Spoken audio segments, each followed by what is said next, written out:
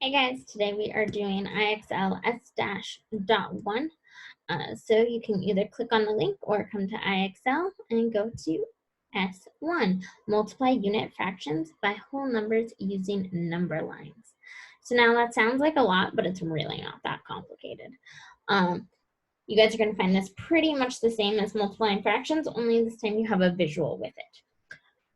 Once again, IXL is randomly generated, so that means your problems might be different than mine, but it all works out. So this one says the model shows the product we know is the answer when we multiply, of 1/5 and 4. So 1, 2, 3, 4 hops, and it's 1/5 every time. So each one of these is 1/5. Complete the multiplication sentence that matches the model. Well, 1/5, yep. 4 times. 1, 2, 3, 4 times.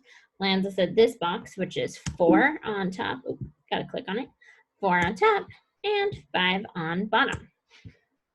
That was easy enough. Click submit. Awesome.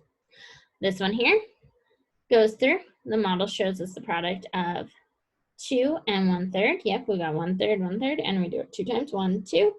That lands us at 2/3. So 2/3. Submit. It's going to be the same thing here. I'm not even going to use my scratch paper. I'm going to look here. 1/5 and 8. Well, I know anyway that it would be 8/5 because 1 times 8 is 8. And 5 times 1, because that's a whole number, would be 5. So we have 8/5. And notice it does not have us convert this. This does not say 1 whole and then 1 and 1/5. It keeps going and just has an improper fraction there.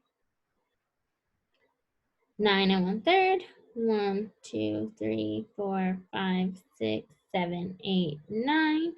We have 9/3.